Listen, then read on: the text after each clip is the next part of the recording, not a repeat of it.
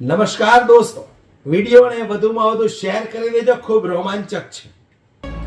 હવે તો સાધુ સંતો પણ મેદાનમાં ઉતર્યા છે ગોપાલ ઇટાલિયાને હરાવવા માટે. ખાસ કરીને મારે વાત કરવી છે જે તે સમયે ભારતીય જનતા પાર્ટીના સાંસદ હતા મહેશ ગીરી. હવે આજકાલ એ જૂનાગઢની અંદર મંદિર સંભાળી રહ્યા છે, એટલે સ્વામી મહેશ ગીરી બાપુ થઈ ગયા છે. તો મારે એને પૂછવું છે કે જે તે સમયે તમે જ્યારે ભારતીય જનતા પાર્ટીમાં હતા ત્યારે તમને નહોતી ખબર કે આ ભારતીય જનતા પાર્ટી કેવી ભ્રષ્ટ પાર્ટી છે, કેવા ભ્રષ્ટાચારો થાય છે. હવે તમે સ્વામી બની ગયા એટલે એક જ વાત પકડી રાખી છે કે ગોપાલ ઇટાલિયા સનાતન વિરોધી છે. ચાલો માની લઈએ કે આપણે ગોપાલ ઇટાલિયા જે તે સમયે કઈ બોલ્યા હતા કે કથાઓમાં ન જવું જોઈએ, સમય બરબાદ ન કરવો જોઈએ, આપણો પહેલો હક છે કે આપણા ઘર પરિવારને કમાઈ અને આપણે એને ખવડાવવું જોઈએ. અમારા મતે તો એ બધી વાત સાચી હતી, પરંતુ તમે કંઈક ને કંઈક ગોપાલ ઇટાલિયાને ટાર્ગેટ કરી ચૂંટણી જીતવાનો પ્રયાસ કરતા હોય એવું લાગે છે. હવે આ સ્વામી પણ નિવેદન આપે છે કે ગોપાલ ઇટાલિયાને વોટ ન આપતા હિન્દુ વિરોધી વ્યક્તિ છે. જે તે સમયે તમે ભારતીય જનતા પાર્ટીના સાંસદ હતા એ ઘણા બધા લોકોને ખબર નહીં હોય, પણ મારે પૂછવું છે કે ચાલો આપણે માની લઈએ કે ગોપાલ ઇટાલિયા સનાતન ધર્મ વિશે બોલ્યો તો. તમે કદાચ સનાતનીઓ છો, હિન્દુવાદીઓ છો, હિન્દુની સરકાર છે, તો મારે તમને એક સવાલ પૂછવો છે કે વિસાવદર ભેસાણ તાલુકાના ખેડૂતો આત્મહત્યા શું કામ કરે છે? એ પણ હિન્દુઓ જ છે. જો તમારી સરકાર હિન્દુની હોય તો હિન્દુનો દીકરો, દીકરી, મા, બહેન, વડીલ કે ખેડૂત આત્મહત્યા ન કરવો જોઈએ. તમારી સરકાર છે, હિન્દુની સરકાર છે, હિન્દુઓ જ ખેતી કરે છે અને એ જ ખેડૂતોને લૂંટીને કરોડોનો ભ્રષ્ટાચાર કર્યો છે. અમે નથી બોલતા, આ અખબાર બોલે છે, ત્યાંની જનતાઓ બોલે છે. સહકારી બેંકમાં કરોડો રૂપિયાના ગપલા કરીને ખેડૂતોને દેવાદાર કરી દીધા છે. આ તમારી પાર્ટી, આ તમારી સરકારના નેતાઓના કામ છે. અમે નથી બોલતા, અખબારો બોલે છે, ન્યૂઝ બોલે છે. તો એના વિશે તમે બે શબ્દ કેમ નથી બોલતા? ગોપાલ ઇટાલિયાએ કીધું તું કથામાં નહીં જવાનું, સત્સંગમાં નહીં જવાનું, સમય બરબાદ નહીં કરવાનો. તો હવે મારે તમને એટલું પૂછવું છે કે તમે કદાચ હિન્દુ ધર્મનું જ્ઞાન આપો, ખૂબ સારી વાત છે, અમને પણ ગમશે, પણ ખેડૂતો જ્યારે પાક પોતાનો પાકે છે ને એ પાક માર્કેટમાં લઈ જાય છે અને એને સારો ભાવ નથી મળતો અને એ ખેડૂત પોતાનો પાક રસ્તા ઉપર ફેંકીને વયો આવે છે ને જે તે સમયે કંટાળીને આત્મહત્યા કરે છે, ત્યારે તમે વિચાર કરો દોસ્તો કે આ ધર્મના બણગા ફૂંકતી ભારતીય જનતા પાર્ટીના મોઢા પર ટેપ કેમ લાગી જાય છે? હિન્દુઓની સરકાર હોવા છતાં પણ હિન્દુઓ પર આટલા અત્યાચાર કેમ થાય છે? હિન્દુઓની સરકાર હોવા છતાં પણ હિન્દુની બેન દીકરીઓ સાથે આવા અશ્લીલ વિડીયો બને છે. હિન્દુઓની સરકાર હોવા છતાં નાની બેન દીકરીઓ સાથે દુષ્કર્મો થાય છે. ત્યારે આવા બધા સાધુ સંતો મહંતો કેમ એક શબ્દ પણ નથી બોલતા? બોલવું જોઈએ આ સમયે. તમે પણ હિન્દુ છો, તમારી સરકાર હિન્દુની છે, ભારતીય જનતા પાર્ટીના નેતાઓ હિન્દુ છે, તો એ સમયે કેમ તમે બોલતા નથી? ગાયો કતલખાને જાય છે. સૌ લોકો જાણે છે કે ભારત દેશની અંદર જેટલી ગાયો કતલખાને જાય છે એ બધા કતલખાના કોના છે? હિન્દુઓના છે. કેમ તમે બંધ નથી કરાવી શકતા? લોકોને ભરમાવવા માટે ગોપાલ ઇટાલિયા બે શબ્દ બોલ્યો કે ભાઈ કથામાં જઈને તમારો સમય ન બગાડવો જોઈએ. તમે લોકો યુવાન છો, તમારે કમાવું જોઈએ. તમે કમાશો તો તમારો ઘર પરિવાર ચાલશે. ને 8-8 કલાક બેસીને તમે સમય બગાડો છો. એકનું એક જ્ઞાન ચોપડીમાં વાંચીને તમને લોકો આપે છે. અને એ લોકો આટલા મોટા જ્ઞાની હોય તો પછી કથા કરવાના 25, 30, 35, 40, 70 લાખ રૂપિયા શું કામ લે છે? જનતાને જોઈને સુધારવા હોય, લોકોને સુધારવા હોય તો મફતમાં જ્ઞાન આપો. એના પૈસા શું કામ લે છે આ બધા કથાકારો? ચાલો એનો ઘર પરિવાર છે તો ઘર ચાલે એટલી રકમ લ્યો.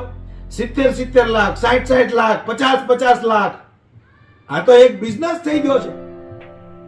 એટલે કહેવાનો મારો મતલબ એ છે કે વિસાવદરની જનતાએ નક્કી કર્યું છે કે તમે ગોપાલ ઇટાલિયાના જૂના વિડીયો, જૂની વાતો ગમે એ કરશો, પણ જ્યારે ખેડૂત પોતાનો પાક લઈને માર્કેટ હેડમાં જાય છે ને ત્યારે કોઈ ધર્મ આડો નથી આવતો. એને જ્યારે પાકનું વળતર નથી મળતું ને ત્યારે કોઈ ધર્મ આડો નથી આવતો. બિચારો નિસાસો નાખીને પોતાનો પાક રસ્તા ઉપર ફેંકીને વયો આવે છે, કરોડોના ગપલા કરે છે. જે ખેડૂતોએ ક્યારેય મંડળી ન ઉપાડી હોય એના નામે 5-5, 7-7 લાખ મંડળીઓ બોલે છે. આ બધું કોણ કરે છે? કોની સરકારમાં થાય છે? છે તમારી પાસે જવાબ? આજે તમે સ્વામી બની ગયા એટલે તમે લોકોને જ્ઞાન દેવા માટે આવી ગયા. જ્યારે જ્યારે હિન્દુની બેન દીકરીઓ ઉપર અત્યાચાર થાય છે ત્યારે તમે એક શબ્દ કેમ નથી બોલતા? મારે આ સ્વામીને એક સવાલ પૂછવો છે કે ત્યારે તમે એક શબ્દ કેમ નથી બોલતા? કે ઉપરથી તમને ઓર્ડર નથી અને અત્યારે ઓર્ડર આવ્યો છે કે તમે પણ 2-4 નિવેદન આપો, લોકો તમારી વાત માનશે. પણ સાહેબ એટલું ચોક્કસથી કહી દઉં, હિન્દુ હોય, મુસ્લિમ હોય, શીખ હોય કે ઈસાઈ હોય, કરિયાણાની દુકાન ઉપર જઈને તમે ભગવાનનું નામ લેશો કે તમારા અલ્લાહનું નામ લેશો કે ખ્રિસ્તીનું નામ લેશો કે ગુરુ નાનકનું નામ લેશો, કોઈ કરિયાણા વાળો તમને મફત અનાજ નહીં જોખી દે. ધર્મ છે એને માનવો પડે, અમે માનીએ છીએ, પણ ધર્મ ધર્મની જગ્યાએ છે, રાજનીતિ રાજનીતિની જગ્યાએ છે. તમારી અંદર તાકાત હોય, તમારી અંદર દમ હોય તો ઈમાનદારીથી ચૂંટણી લડીને બતાવો. ધર્મના નામે લોકોને ગુમરાહ કરવાની વાત ના કરો, કામ કરીને બતાવો. પેરિસ જેવા રોડ બનાવવાની વાત કરે છે ભારતીય જનતા પાર્ટીના ઉમેદવારો. 30 વર્ષથી તમારી સરકાર છે. પેરિસ જેવા નહીં, ગુજરાતમાં જેવા રોડ છે એવા તો કમસે કમ બનાવી દેવાતા તમારે. માટે સાહેબ આવા બધા ગતકડા રહેવા દો. ખેડૂતો ખૂબ રીવાય છે, ખૂબ પરેશાન છે, ખૂબ તકલીફમાં છે. સારો માણસ આવશે તો ખેડૂતોના દુઃખ દર્દ દૂર કરશે. જો તમારાથી થતા હોત તો 30 વર્ષની અંદર તમે કર્યા હોત સાહેબ. અત્યાર સુધી તમે કઈ નથી કર્યું એટલે એક સારો વ્યક્તિ લડવા માટે આવ્યો છે, ખેડૂતોના હક માટે લડે છે, એને લડવા દો. તમારે કઈ કરવાનું નથી. ભારતીય જનતા પાર્ટી જીતે તોય તમારી જગ્યા ત્યાં જ છે, ગોપાલ ઇટાલિયા જીતે તોય તમારી જગ્યા ત્યાં જ છે. તમારે નથી હળ ચલાવવા જવાનું, નથી પાક ઉભો કરવાનો કે નથી માર્કેટમાં વેચવા જવાનો. આ બધું કામ એક સામાન્ય નાગરિકને કરવાનું છે, જે ઘર પરિવાર લઈને બેઠો છે એને કરવાનું છે. માટે આવી રીતે ખોટા ગેરમાર્ગે ન દોરો. 2 શબ્દ કોઈ વ્યક્તિ બોલ્યો હોય કે કથામાં ન જવું જોઈએ, સમય ન બગાડવો જોઈએ, તો આના કરતા મોટા મોટા કાંડ કૌભાંડો ભારતીય જનતા પાર્ટીના મંત્રીઓ કરે છે. એ સમયે તમે 2 શબ્દ કેમ નથી બોલતા સ્વામી? આજે તમે સ્વામી બની ગયા, તમને ઉપરથી ઓર્ડર આવ્યો કે ભાઈ ચાલો ગોપાલ ઇટાલિયાને હરાવવાનો છે, થોડા કામે લાગી જાઓ, એટલે તમે વિડીયો બનાવીને વાયરલ કરવા માંડ્યા. પણ વિસાવદરની જનતાએ નક્કી કર્યું છે કે જે અમારા હક માટે લડશે અમે એને વોટ આપશું. એક સ્વામીએ ખૂબ સરસ વાત કરી હતી, સ્વામિનારાયણ ભગવાનના સ્વામી હતા. આજે પણ મને યાદ છે કે સારો માણસ હોય ને તો મુસલમાનને પણ વોટ દેવાય. દેશ પ્રત્યે, જનતા પ્રત્યે જેને લાગણી હોય ને એ મુસલમાન હોય ને તો એને વોટ દેવાય. પણ ભ્રષ્ટાચારી કદાચ આપણો હિન્દુ હોય ને તો એને વોટ ન દેવાય. આ એક સ્વામી બોલ્યા હતા, મને ખૂબ ગમ્યું. એ સ્વામી પ્રત્યે મને ખૂબ લાગણી છે.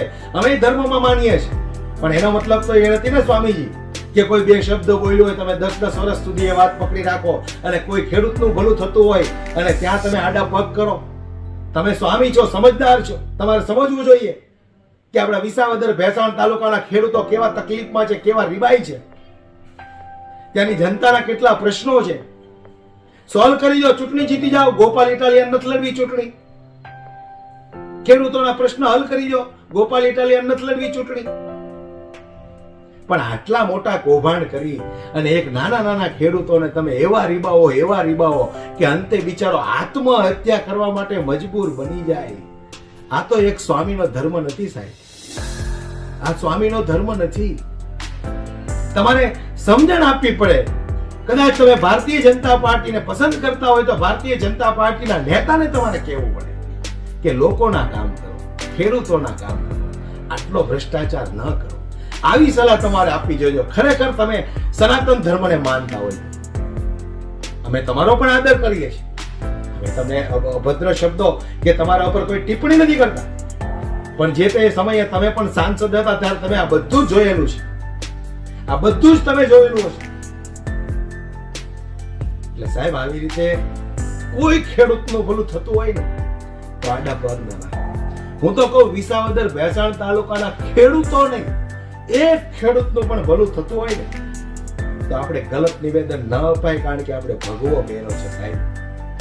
સનાતની છો તમે, ગલત નિવેદન ન અપાય. એક ખેડૂતનું ભલું થતું હોય ને તો થવા દેવાય. 1.5 વર્ષનો સમય છે, 1.5 વર્ષનો મોકો આપો.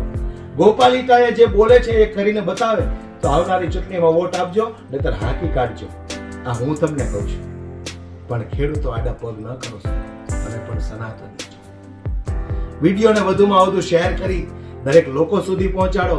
કદાચ સ્વામી સુધી પહોંચી જાય અને સ્વામીને પણ એમ થઈ જાય કે વાત સાચી છે તો પણ મને કોઈ વાંધો નથી. જય સનાતન.